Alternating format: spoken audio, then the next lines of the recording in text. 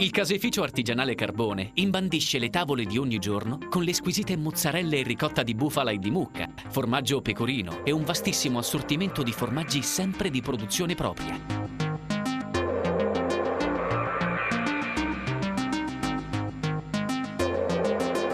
Caseificio Carbone, rotatoria di Contrada Lecco, a Rende.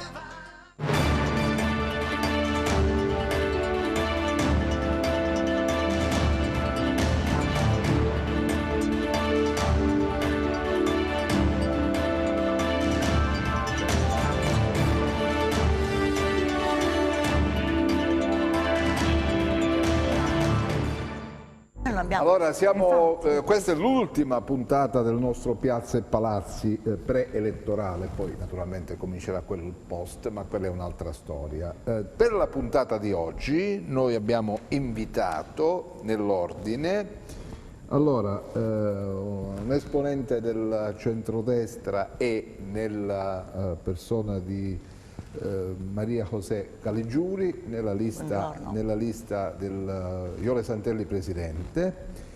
Avevamo invitato un ospite di Calabria Civica che non c'è, un esponente della Lega che all'ultimo momento ha avuto un impedimento, avevamo invitato un esponente del Partito Democratico che non ha inteso prendere parte alla discussione in studio, un rappresentante del Movimento 5 Stelle, una persona di Rosa Bevilacqua che è qui, grazie. Allora, a questo punto, questa è una trasmissione che ha una durata di 50 minuti, noi la riduciamo perché è giusto che sia così, ci dispiace per chi non è presente perché ha perso forse un'occasione per raccontare agli elettori quello che ha in animo di fare in questa competizione elettorale, ma noi dobbiamo andare avanti, quindi a voi due il palcoscenico, a voi due la possibilità di raccontare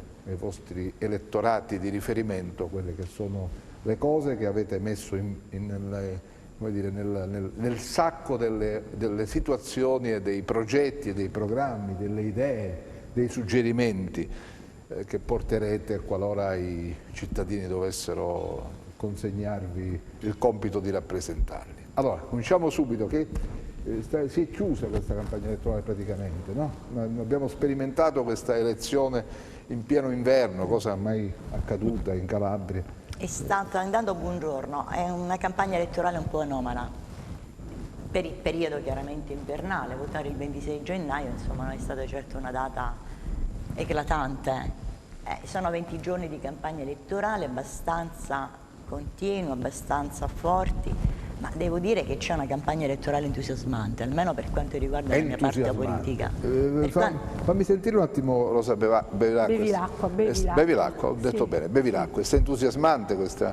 Sì, anche io ho trovato entusiasmo nelle persone che sono interessate alla politica, e quello che mi sconvolge è che invece ho trovato persone, donne soprattutto, e questo mi dispiace enormemente perché donne di una certa età, diciamo, che non sono interessate alla politica, non gliene frega niente, proprio diciamo, che non andranno a votare. Il partito dell'astensionismo è un problema atavico, si è ripetuto anche nel 2014, soltanto il 43% dei calabresi sono andati a votare.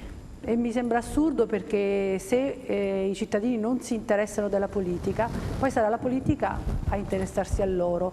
Quando avranno dei problemi nella sanità, quando avranno dei problemi perché dovranno andarsi a curare fuori e magari non potranno forse fare... perché non ci credono più.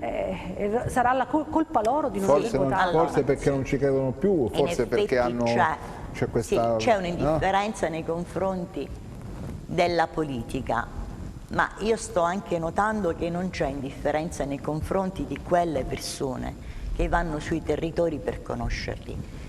Certo, c'è un problema politico in Calabria, noi annoveriamo 5 anni di impallimento totale, diceva bene prima la mia amica. Ma voi cosa volete portare di nuovo? Allora, cosa vogliamo portare di nuovo? Intanto io vorrei portare più donne in un consiglio regionale, questo è fuori di dubbio. Perché è venuta meno la doppia protezione di genere la mancata approvazione sulla doppia preferenza di genere, noi intanto ci siamo riscattati candidando a presidente una donna. Iole Santelli è una donna, per cui noi da questo momento ci siamo riscattati. Io vorrei portare molte più donne in consiglio regionale, tanto che la lista dove io sono capolista annovera 5 figure femminili. Quindi intanto più donne, intanto ho sempre gridato, per cui non lo dico oggi che sono in campagna elettorale, guai a fare spot elettorali per quanto riguarda il diritto alla cura della salute, perché non se ne parla solo in campagna elettorale, quello è un diritto che andrebbe garantito tutti i santi giorni, per cui sicuramente ritornare alla normalità, come dice Iole Santelli, per quanto riguarda il diritto alla cura della salute. La candidata dei 5 Stelle, mentre parlavi, ti ascoltava quando parlavi di cambiamento, di che cosa di... Sì, ma il cambiamento, diciamo, non si vede in sostanza. Abbiamo letto sui giornali i trasfughi e, come ricordavo prima, Oliverio ha portato a termine il suo percorso nella cittadella, perché è stato sostenuto di volta in volta, perdendo pezzi della sua maggioranza, da pezzi dell'opposizione, quindi il partito unico che potrebbe avere comunque l'attacco, qui c'è l'attacco. Qui è una constatazione, è un confronto democratico. Non c'era la signora sicuramente. No, io non sedevo in consiglio regionale, auspico di farlo il 27 comunque gennaio. C'è un dato importante: spesso vengono portate in consiglio regionale delle tematiche importanti che non possono quindi chiaramente non passare perché manca il numero legale di una maggioranza, perché è vero sì che la maggioranza di Oliverio ha iniziato a traballare da almeno 2 anni e mezzo e ci sono state chiaramente delle istanze dove la minoranza ha ritenuto opportuno votarla, ma l'ha fatto sicuramente senso di responsabilità, l'ha fatto sicuramente per il bene dei calabresi, insomma, o per il bene di una parte che era interessata in quel momento ad approvare una tematica. Mi sembra che si contraddica, perché poco prima ha detto che è stato tutto fallimentare, 5 anni da buttare a mare, e poi invece è stata sostenuta dall'altra parte. Ma guardi, io ho detto 5 anni da buttare a mare perché se io giro nei territori... Forse era meglio farla finire prima.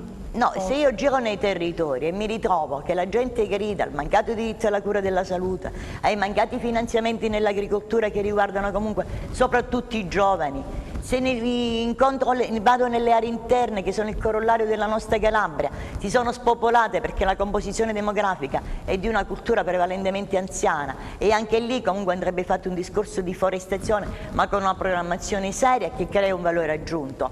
Se io ancora continuo a girare e mi trovo il ragazzo malato di autismo e la mamma si lamenta perché non è mai stata approvata una legge sull'autismo, vuol dire che la Calabria per 5 anni è rimasta ferma al palo, ma probabilmente anche gli anni precedenti che riguardavano la mia parte politica. Sono obiettiva, ma sto dicendo che ci sono state delle tematiche importanti dove spesso l'opposizione con grande senso di responsabilità ha votato, ha assicurato il numero legale. Allora, la Calabria non è stata ben amministrata negli ultimi 30 anni, cioè se siamo fanalino di coda per quanto riguarda tutti gli indicatori positivi, se c'è uno spopolamento e i nostri giovani sono cacciati, ecco, voglio usare questo termine, cacciati per sottolineare che non c'è la volontà di andare via, come qualcuno magari ha detto e ha scritto in un'intervista. Non c'è la volontà di fare un'esperienza all'estero o in un'altra parte d'Italia.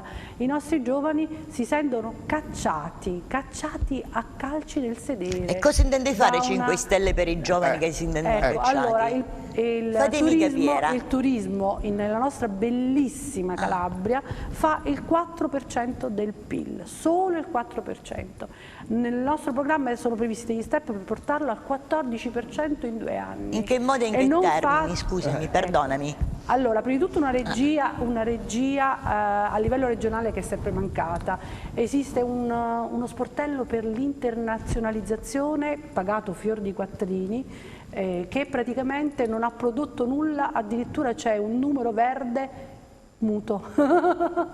Queste sono le cose che succedono dalle nostre parti. Ma lei ha fatto una domanda, no, però, ha fatto una sì, domanda. Sì. Cioè, e continuo a dire che il turismo bisogna diversificarlo, non si può vivere di turismo con 40-50 giorni all'anno come succede, di turismo si muore. Il turismo non è più il turismo generalista, solo mare, no. La Calabria offre tanto, offre borghi, offre cultura, offre tradizione, quindi il turismo esperienziale. Stabilire proprio una rete con l'ausilio anche delle università, perché le università sono lì per fare ricerca e per dare aiuto anche all'impresa, quindi un continuo, anche negli altri settori, coinvolgimento di... Quindi questo è, diciamo, in linea di massima. Il filo conduttore, sì. Questo era quello che diceva sul turismo. Io invece mi dispiace, ma devo contraddire, ho una mia visione un po' totalmente opposta. Allora, noi abbiamo l'altopiano silano che è bellissimo, è il secondo altipiano più grande d'Europa. Abbiamo un mare Tirreno che è favoloso, lo Ionio altrettanto. C'è in effetti da noi una carenza del turismo, perché noi lo registriamo quel turismo solo quel mese di agosto, nelle aree chiaramente marittime, in Sila lo registriamo anche quei 15 giorni nel periodo natalizio come quando c'è neve. Ma non sarebbe molto più opportuno utilizzare i fondi europei 2017-2021 per cercare di incentivare i giovani creando strutture ricettive, alberghiere ricreative? E farli restare qui in Calabria. Non ci sono le strutture, allora non sarebbe molto più opportuno adeguare anche quelle strutture? Non è d'accordo? No, assolutamente no, perché le strutture ci sono dove note. Sono? Dove? Gli alberghi a Camiatello magari dovrebbero essere un po' ristrutturati. Io però, quando vi dico strutture ricreative e ricettive, io non dico solo l'albergo e il ristorante. Ma ce ne sono tanti. Io posso parlare... I B&B hanno avuto un'esplosione, anche a Cosenza. Ma ci sono o non ci sono? Ci sono, però non è quello che porta il turismo. Il turismo significa che quando si va alle fiere non si va a fare la passerella per buttare dei soldi, bisogna dare dei pacchetti, portare qui tour operator e farli innamorare della nostra terra, perché noi abbiamo tutto, abbiamo due idee diverse. Completamente diverse, sì, anche perché le ricette che sono state portate avanti sono state deficitarie. Se ci troviamo con le pezze al culo, scusatemi il termine, e i nostri giovani devono emigrare, non perché vogliono emigrare, lo dico a chi l'ha detto, che i giovani non vogliono andare fuori. Bene, noi abbiamo delle ottime professionalità, sono d'accordo. E rimanere qui, anzi addirittura con elementi che noi formiamo nelle nostre università vanno a arricchire anche con i brevetti, e noi abbiamo previsto qualcosa nel nostro programma, con i brevetti che poi vengono sviluppati nei paesi stranieri, vanno a arricchire i nostri competitor. Posso un attimino controbattere? Allora, noi portiamo qui chiaramente i turisti che vengono da fuori, giusto? Vengono per caso i turisti? No, vabbè, no, chiaramente cercare di incentivare e di portare più turisti possibili, ma viaggiando sulla 106? Sulla Salerno-Reggio Calabria dove è sotto sequestro un tratto, mi faccio capire, sul trasporto di Omma, voglio capire in che termini e in che modi. Ripeto, non certo il terzo megalotto della 106 che partirà a marzo, perché avreste dovuto farlo partire oggi. Il discorso della 106 l'abbiamo fatto sblocca cantieri, il discorso della 106, voglio ricordare che all'epoca c'era Berlusconi, nel 2009 erano stati stanziati dei fondi, sono stati portati via per le quote latte del nord. Però a me questo non risulta. Perché quando si è trattato di infrastrutture il governo Berlusconi è stato l'unico governo ad operare nel settore delle infrastrutture. Quanto alla Calabria i leghisti hanno messo attenzione, perché Giorgetti ha detto che della Calabria ce ne possiamo fregare. Noi siamo soltanto una terra di... Giorgetti, sì. Giorgetti ha detto che della Calabria ce ne possiamo fregare. Sì, l'ha detto pubblicamente in una trasmissione. Cioè questo è il concetto che hanno della Calabria, noi siamo soltanto terra di conquista. E dico ai calabresi, guardate che sul logo della Lega ci sta un certo omino bruttino che si chiama Alberto da Giussano con una lancia in mano. Ecco, abbiamo bisogno di un condottiero milanese per farci liberare da chi? Ma liberiamoci dall''ndrangheta. I voti dell''ndrangheta sappiamo dove vanno. Allora quello è un problema Dove talico. vanno i voti dell''ndrangheta? Non da noi sicuramente. Stai facendo una denuncia pesantissima. No, io sto dicendo semplicemente che Gratteri ha scritto che il 15% dei voti sono spostati dalle entrine e determinano la vittoria di uno o di un altro. No, bene, allora. Ecco, quindi io mi riferisco a quello. Intanto, ho letto che del 2019 sono 4.000 più o meno gli affiliati. Allora, 4.000 calabresi tengono sotto scacco un popolo intero? Ecco, una domanda dovremmo farci: come mai? Sentiamo come mai? Intanto io voglio capire una cosa molto semplice. 5 Stelle ha fatto manpassi di voto alle politiche. Che cosa avete fatto per la Calabria? Allora, state governando? Sì, e infatti state governando anche in una maniera, penso, poco edificante. No, state governando con un partito democratico. Allora, abbiamo governato anche con la Lega. Abbiamo governato anche con la Lega e possiamo. Abbiamo visto come è andata a finire governato con la Lega. Salvini oggi certo non puoi parlare dell'omino, visto che l'altro giorno ma io siete sto lì accanto, insomma, no? Allora si fa confusione perché noi non ci siamo alleati, non abbiamo fatto un accordo preelettorale. Voi siete andati ad occupare le poltrone all'interno di Montecitorio ed avete fatto accordi. O si chiama Salvini o si chiama un altro. Opportunisticamente ci sarebbe convenuto andare di nuovo a votare e non prenderci la responsabilità di governare, ma noi non siamo opportunisti politici, è stata fatta una scelta di governare, una volta con Salvini non siamo diventati di destra e una volta dall'altra parte e non siamo diventati di sinistra, perché non noi siete opportunisti. Noi siamo post-ideologici e poi post-ideologici come? Siamo post-ideologici, le idee non sono né di sinistra né di destra, sono buone. Se le idee sono buone le mettiamo in pratica. E ve lo dite da sola che sono buone. Provate a parlare con gli italiani. Ecco, allora il reddito di cittadinanza. Ma non sulla piattaforma Rousseau, provate a parlare con gli italiani. Allora, il reddito di cittadinanza, quella che la Meloni vuole abolire e la Meloni si candida. La voglio abolire anche io, il reddito di cittadinanza. Allora, quello ha dato la possibilità in molti casi alle persone a comprare droga e a spacciarla. Allora, come i ciechi prendono senza averne diritto alla pensione, non credo che vogliamo abolire la pensione dei ciechi. Ma infatti noi stiamo sgominando i ciechi che prendono la pensione. Ma da mo' che lo stiamo sgominando, cioè ci sono controlli anche su quello, quindi non mi sembra giusto. Ditemi qual è stata la possibilità perché non che avete pagano offerto i a quelle biglietti sugli autobus, le persone togliamo gli autobus. E questa è l'idea che avete però voi. mi devi far parlare. Vabbè, cerchiamo di parlare tutte e due. Allora mi devi dire qual è la possibilità lavorativa, dignitosa che avete dato ad una persona che ha percepito il reddito di cittadinanza da oltre 6 mesi. Dunque, c'è la fase 1 e la fase 2. La fase 2 deve iniziare con i centri dell'impiego che stanno al sud lavorando con difficoltà, e lo dico pubblicamente perché c'è una denuncia alla Procura della Repubblica di Catanzaro. Olivero ha preso 15 milioni che erano arrivati dal governo per i centri dell'impiego e ha assunto dei borsisti. Ecco, così la fase 2 non parte con facilità. Al nord invece il lavoro quindi è una misura che funziona. Sta funzionando, una misura che funziona. E sta funzionando soprattutto al sud, perché a me non risulta. Lei dice non risulta. Allora, dati INPS. Il reddito di cittadinanza andava dato a quelle persone che avevano la necessità, voglio ricordare a tutti che bisogno di comprare il pane e il latte ai figli, non di comprare profumi o droga per poi spacciarla. Allora, se ci sono degli episodi del malaffare, ci sono anche, ripeto, ma allora non avete controllato? No, e invece emergono proprio perché c'è il controllo. Non ci sono stati. Il controllo c'è, per questi vengono fuori queste fatti. Se no non sarebbero sui giornali. No, il controllo lo fa la forza dell'ordine. No, noi abbiamo aumentato il numero degli ispettori del lavoro. Addirittura anche questo abbiamo fatto, governando malissimo, perché quelli competenti finora hanno fatto debiti come in questa regione, hanno governato bene e l'hanno ridotta. Perché non avete utilizzato quei soldi garantendo l'alloggio, la casa a un bada di famiglia? Il reddito di cittadinanza è un nostro progetto e sta dando buoni risultati. Sì, alla grande. I dati dell'INPS dimostrano che molte persone sono uscite dalla povertà. Tanto per questo 5 Stelle sta andando a terra, per il reddito di cittadinanza. Allora noi non barattiamo il voto con quello che facciamo, non siamo abituati a un voto di scambio, noi facciamo quello che pensiamo sia giusto per i cittadini. Noi siamo cittadini prestati alla politica, io ho il mio lavoro, io mi sono messa a disposizione per dare una mano a questa bellissima Nel momento in cui 5 Stelle ha fatto man pass alle politiche, era tenuto a dare le risposte anche ai calabresi. Ditemi cosa avete fatto. Il reddito di cittadinanza, sono dati dell'INPS, praticamente il 63% è nel sud. L'unica cosa quindi che il 5 Stelle doveva fare è il reddito di cittadinanza. Allora, secondo lei sono pochi 2 milioni e mezzo di persone?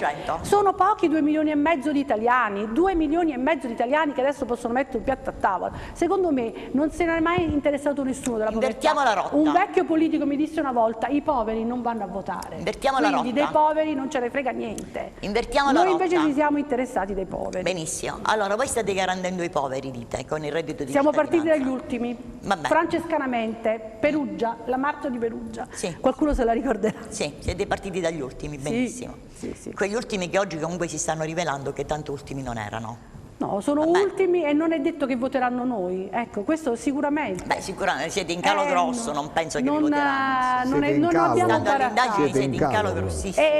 Cioè, è evidente che abbiamo perso dei consensi, ma questo non è che ci È evidente che l'improvvisazione dei 5 Stelle è venuta fuori. No. E come no? Allora, con 40 click ci sono i deputati. Abbiamo, secondo me, 40 abbiamo pagato il fatto di aver fatto il governo con la Lega e quindi ci hanno etichettato di destra, il governo con il PD e ci hanno etichettato di sinistra.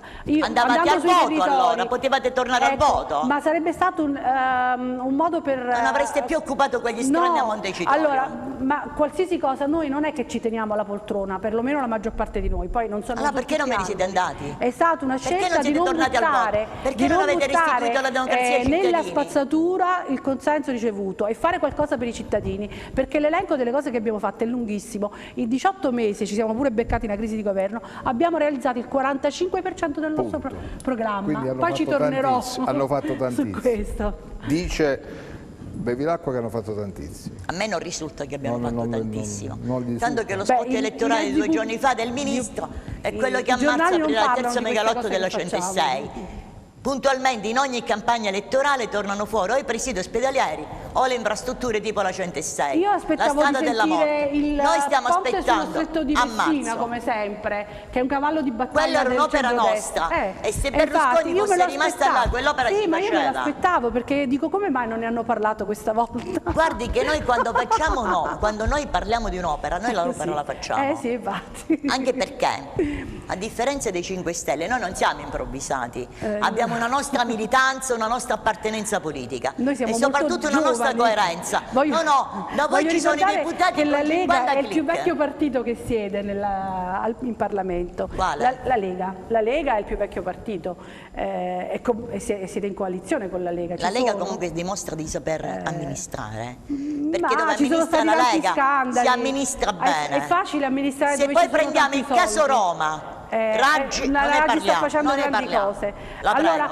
prego. le regioni amministrate dalla Lega hanno chiuso con l'esercizio provvisorio, invece Roma Avete è chiuso riuscita a farlo. in dissesto? No, Roma non è in sanatoria, dissesto. No, sì, certo. Roma assolutamente no. Sì. Ha risanato il bilancio, ha risanato l'ATAC con pochi mezzi e la città che abbiamo Tanto che preso si era incendiano i pullman a Io Roma, dico che sì. tanto destra e risanato. sinistra hanno fatto danni dappertutto e ripeto, è facile governare nelle regioni. Quindi lei dice abbiamo messo a tutto quello che abbiamo promesso, abbiamo fatto. No, io ho detto che il 45%. Allora, la legge spazzacorrotti, quello che hanno la promesso quota l'hanno 100, fatto. Sono certo Facciamolo che la regione Calabria sarà governata dal Movimento 5 Stelle il 27 gennaio. Perché se loro si presentano agli elettori calabresi dicendo che hanno fatto tutto, che sono a posto con tutto, e no, chiaramente tutto no. Ho detto il 45%, c'è ancora qualche la matematica non è un'opinione. Ma il 45% in un programma importante. Ovviamente. Allora vuol dire che il 27 gennaio voi sarete al governo della regione Calabria. E noi del centrodestra che siamo vincenti. I cittadini che non vanno a votare si sveglino, perché quello è un voto libero. Ma certo non voteranno 5 Stelle, glielo assicuro. Il 60% se non va a votare è gente che non è stata interessata dalla politica. Gli astensionisti non voteranno mai 5 Stelle. Non è detto, non è detto. Io mi auguro io faccio un appello e invito i calabresi ad andare a votare tutti, perché devono partecipare al futuro della Calabria. Questo è un momento importante e ne va delle sorti di tutti i calabresi. Quindi andate a votare e votate bene.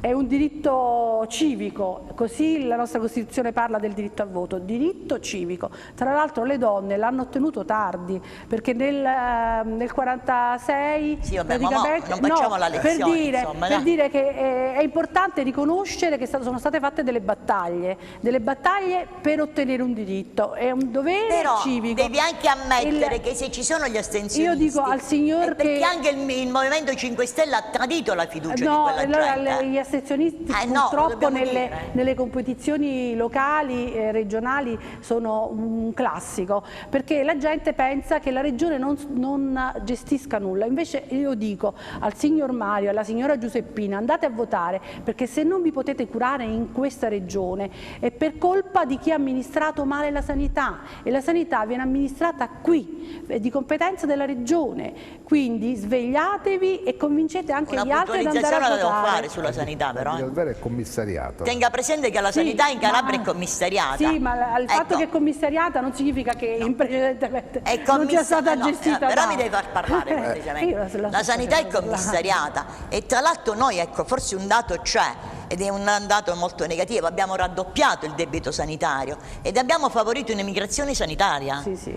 Quello è un dato certo. È un dato certo. Comunque ho i dati proprio matematici. Stia tranquilla, perché mo il commissario della sanità sarà il governatore della Calabria. Iole Santelli sarà commissario della sanità. Stia tranquilla che cercheremo di... Comunque l'emigrazione sanitaria ha caratterizzato tutti questi ultimi anni, non solo gli ultimi 5. Dati del 2018, 211 milioni sono stati spesi nelle altre regioni. Posso fare una puntualizzazione? Però non mi fa.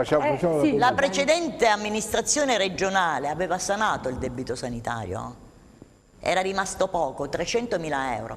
Oggi ce lo troviamo triplicato quel debito sanitario. Chi ha chiuso i due ospedali di Praia e di Terbizaccia? Chi ha chiuso le chiusure degli ospedali? Allora, nei sorti della Calabria le decide il tavolo Massicci di Roma. Quando c'è un commissariamento non è il governatore che decide, decide il tavolo Massicci. Stavo facendo un passetto indietro. Negli ultimi 5 anni, me ne sono accorta, lei stava cercando di tirare la puntatina, ma non gli è riuscita, gli è andata male. Secondo me invece sì. Gli ultimi 5 anni, forse un dato certo c'è, che noi abbiamo assistito ad un balletto indecoroso fra i vari commissari della sanità e il governatore uscente Oliverio. Ecco, lì c'è stato un balletto, una diatriba fra di loro, e a farne le spese sono stati i cittadini calabresi. Questa è la verità. Oltre che verità, anche una nota dolente. Io voglio ricordare che ci sono due ospedali di confine, Praia e Trebisacce, noi l'abbiamo scritto a lettere cubitali, devono essere riaperti. C'è una sentenza che prevede la riapertura. Lì che cosa succede? Che incentiviamo la migrazione sanitaria, perché si vanno a curare nella regione vicina. Allora voi l'avete scritto a caratteri cubitali, ma voi oggi siete al governo centrale, state governando. Riaprite allora Praia e Trebisacce. Non lo possiamo fare noi. Perché non lo potete fare? No. Allora, come lei sa, la sanità è in mano alla regione. Ah sì? Sì. E quel ministro che è venuto a fare quel tipo di piano sanitario in Calabria, non lo conosce, le appartiene? Adesso il ministro si chiama Speranza. Adesso il precedente l'apparteneva. Cerchiamo di ragionare. Tra l'altro, ripeto, 18 mesi non abbiamo finito il nostro percorso. Io credo che questo governo, perché secondo me si torna al voto alle politiche. Allora tutti quanti ci stanno tirando, come si dice, per farci crollare. Secondo me il governo andrà avanti. Ma se voi non siete opportunisti, restituite la parola agli italiani. No, allora noi dobbiamo essere giudicati per quello che faremo alla fine dei 5 anni. E secondo me quindi dovete stare lì 5 anni abusivamente, perché quello è un governo abusivo. Perché no? Quello è un governo abusivo. Allora succede anche negli altri paesi. Succede anche negli altri paesi che se si trova una maggioranza. Negli altri paesi ammazzano. Allora non era un governo abusivo. In Italia non era un governo abusivo quando Berlusconi ha dato la sua benedizione a Salvini di fare il governo con noi. Berlusconi voleva entrare anche lui nel governo e abbiamo detto no. Come voleva entrare la Meloni abbiamo detto no. Abbiamo detto no. Una coalizione allora, di centrodestra l'ha dichiarato che e non è stato smentito. Di Maio ha detto che Berlusconi gli aveva offerto la presidenza se entrava pure lui. Quindi non gli facevamo così schifo probabilmente, non sembravamo neanche abusivi. Lo so che la politica è opportunismo. Siamo in chiusura. Però fino a un certo punto. Poi bisogna anche cercare di mantenere la faccia. Allora. L'appello al voto posso assicurare che in questo momento ci abbiamo messo faccia, anima e corpo in politica. Ma ci credo sicuramente. I territori, la collega di fronte e stringendo le mani passionali. cercando di capire quello che c'è che non va, anche se già sapevamo quello che non va, e credimi, l'impegno che io sto prendendo con i cittadini del mio territorio, quindi dico Cosenza e provincia, di tornare nella normalità. Sto anche dicendo che la politica si deve mettere da parte della sanità. Basta con queste nomine che arrivano da Tizio piuttosto che da Caio. Sto dicendo che i cittadini hanno bisogno di risposte per poter ritrovarsi nella normalità. La normalità significa che la Calabria deve andare a passo con i tempi, come lo fanno altre regioni d'Italia. Bene. Questo è in sintesi. Allora noi invitiamo i cittadini a votare, cioè a recarsi alle urne, poi votate chi volete. È importantissimo partecipare, perché poi non ci si deve lamentare se non si va a votare, se decidono gli altri e decidono male. E come ho testé detto, purtroppo i voti delle 'ndranghete ci sono. Allora sul 40% il 15% decide chi governerà questa città. Se si va a votare, se va a votare il 70% sarà una cosa ben diversa. Il secondo punto del nostro programma, legalità, è in gran parte opera mia. Abbiamo deciso di mettere come impegno nel nostro programma la costituzione di parte civile della Regione nei processi dove sono stati commessi reati di 'ndrangheta. Ma già lo stanno facendo, già si stanno costituendo parte allora civile. c'era una sentenza. Ci sono molti giudizi in corso dove la Regione si è costituita parte civile. Allora, con problemi perché c'era più una attentamente sentenza, queste cose. ma devo fare il mio messaggio. Invito tutti i calabresi a partecipare al voto, non delegate nessuno per le sorti della Calabria. Siate voi invece i partecipi e siate voi veramente i diretti interessati al futuro della Calabria. Poi votate chi volete. Bene, dobbiamo chiudere. Sì, soltanto un appello di andare a votare. L'abbiamo già fatto, l'abbiamo già fatto. Va bene, perché l'astensione è un problema serissimo per la nostra regione. Grazie a tutti. Non vi muovete, adesso dobbiamo poi smicrofonarvi. Certo. Siamo qui. Datemi la possibilità di ricordare ai nostri spettatori che ci vediamo domani sera. Siamo ancora in compagnia. Domani sera per vedere un po', fare un punto su quella che è stata questa campagna elettorale. Arrivederci, buonasera. Arrivederci, grazie direttore. Arrivederci.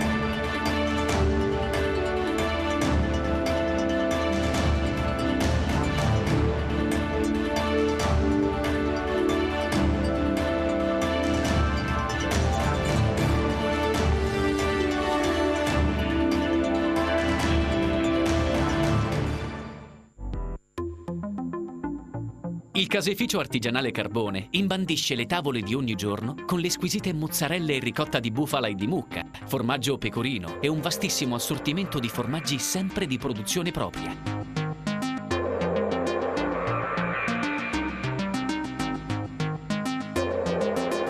Caseificio Carbone, rotatoria di Contrada Lecco, a Rende.